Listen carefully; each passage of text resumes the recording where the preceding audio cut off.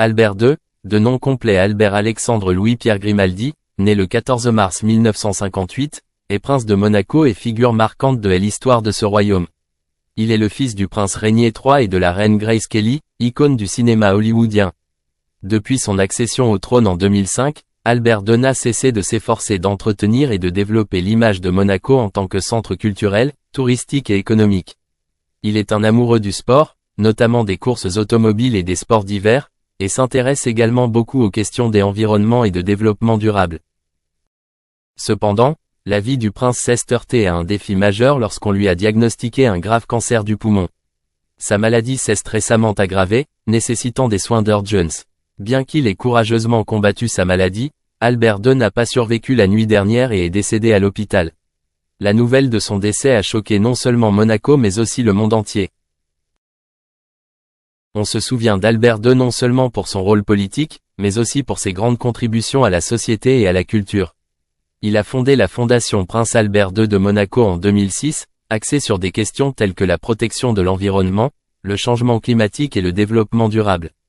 Sous sa direction, de nombreuses initiatives ont été entreprises pour sensibiliser à l'importance de protéger les ressources naturelles et encourager les actions positives visant à réduire l'impact humain sur la planète. Outre ses activités philanthropiques, Albert II était également un leader visionnaire, toujours cherchant à innover et à moderniser Monaco. Il a encouragé le développement des technologies de l'information et des industries créatives, créant ainsi de nombreuses opportunités d'emploi pour les résidents. Il a également investi massivement dans l'amélioration des infrastructures et des transports dans la région, contribuant ainsi à créer un Monaco plus durable. Bien que sa santé se soit dégradée, l'esprit et l'énergie du prince sont toujours une source d'encouragement pour chacun. Il apparaît régulièrement lors d'événements publics et s'intéresse à la vie des Monaco.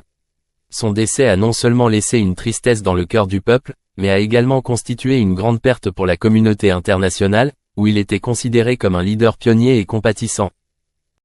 La mort d'Albert II ouvre un nouveau chapitre pour le royaume de Monaco. Les peuples et les gouvernements devront s'unir et se soutenir mutuellement pendant cette période difficile. Son image restera à jamais gravée dans le cœur de ceux qui l'ont aimé et de ceux qui ont travaillé avec lui. L'héritage d'Albert II vivra à jamais, non seulement par le travail qu'il a accompli mais aussi par les valeurs qu'il a transmises à la génération suivante. La vie d'Albert II, depuis son enfance au palais jusqu'à devenir prince, est une histoire inspirante. Il est non seulement un leader, mais aussi une personne au bon cœur qui donne toujours la priorité aux intérêts du peuple. Son décès laisse un grand vide dans le cœur de nombreuses personnes et sa mémoire restera précieuse et chérie pendant de nombreuses années à venir. L'image du prince Albert II, avec son sourire chaleureux et sa persévérance, restera à jamais un élément indispensable de Monaco et de son histoire. Le prince Albert II de Monaco et la princesse Caroline, sa sœur aînée, ont vécu un événement remarquable en coopérant à la remise du prix de la Fondation Prince Pierre. Cet événement démontre non seulement l'esprit de solidarité au sein de la famille royale mais souligne également son engagement dans les activités caritatives et le développement culturel à Monaco et dans le monde. La Fondation Prince Pierre, créée pour soutenir les initiatives dans les domaines de l'éducation, des arts et des sciences, a organisé la cérémonie de remise des prix au Palais Royal, attirant l'attention de nombreuses personnalités ainsi que des célébrités militantes sociales. Dans l'atmosphère solennelle de la cérémonie, le prince Albert II a prononcé des discours inspirants, soulignant l'importance de soutenir les jeunes talents et ceux qui ont la volonté de s'élever dans la société. Il a déclaré que les projets soutenus par le fonds contribuent non seulement à améliorer la vie culturelle, mais également à construire une communauté plus cohésive. La princesse Caroline, en tant que compagne et passionnée des activités sociales, a également partagé son point de vue sur la vision de la Fondation. Elle a affirmé que l'attribution de ce prix apporte non seulement une reconnaissance aux efforts des individus et des organisations, mais inspire également la jeune génération à continuer de poursuivre sa passion et sa créativité. Forte des réalisations réalisées, la princesse Caroline espère que la Fondation Prince Pierre développera et étendra toujours plus son influence à l'échelle mondiale. La cérémonie de remise des prix a récompensé de nombreux projets exceptionnels, des arts visuels à la musique et à l'éducation.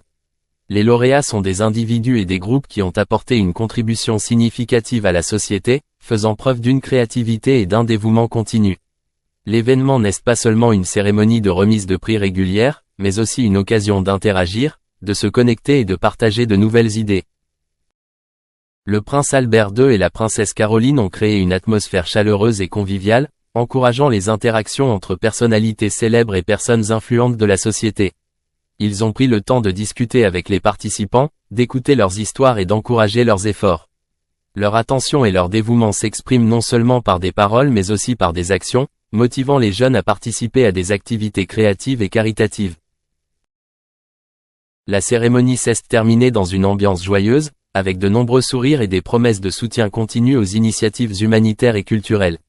Le prince Albert II et la princesse Caroline ont profondément marqué le cœur de chacun des participants, affirmant que la famille royale de Monaco sera toujours un élément indispensable du développement culturel et social.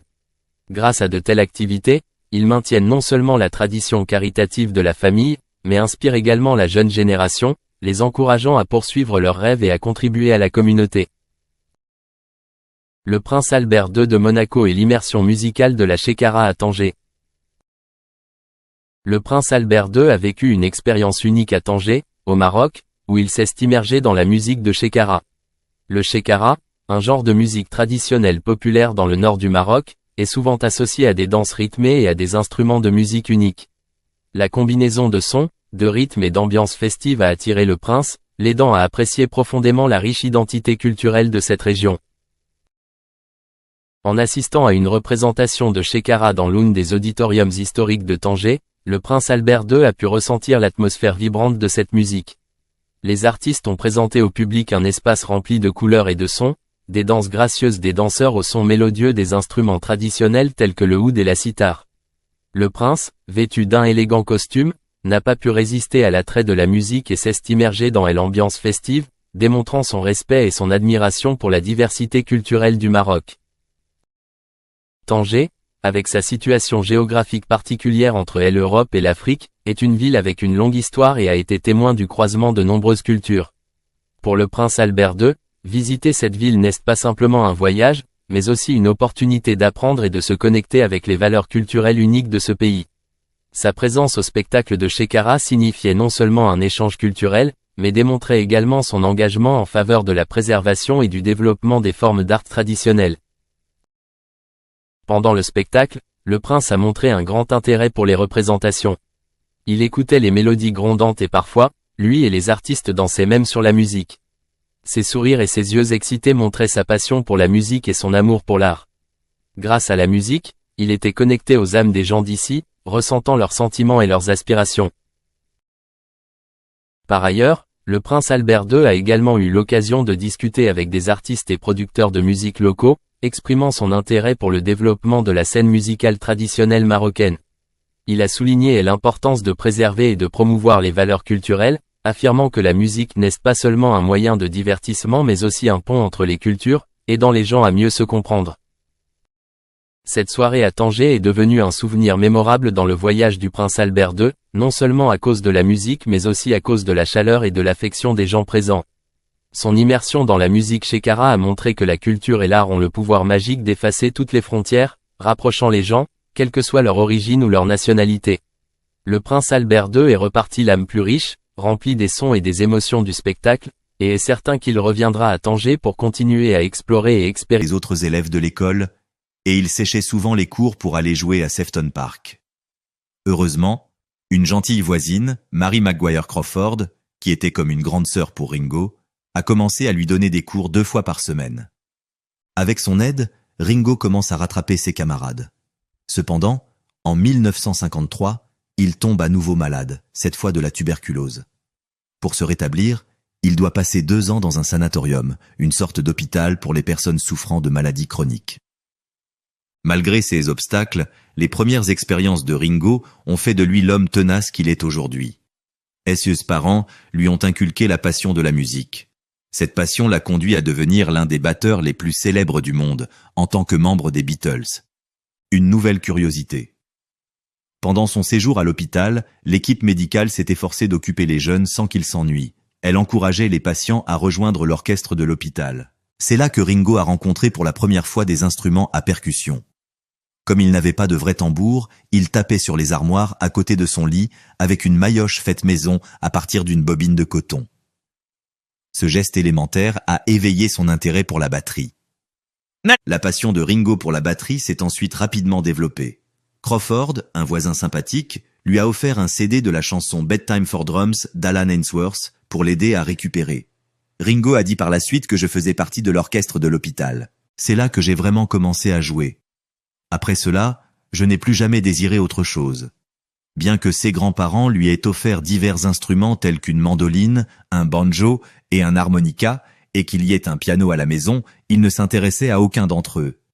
Il voulait simplement jouer de la batterie.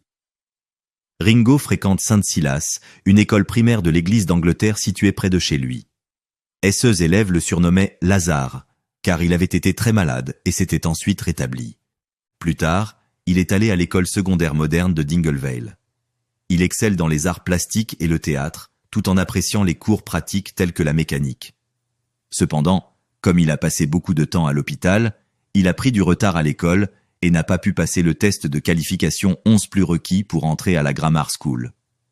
La mère de Ringo a épousé Harry Graves le 10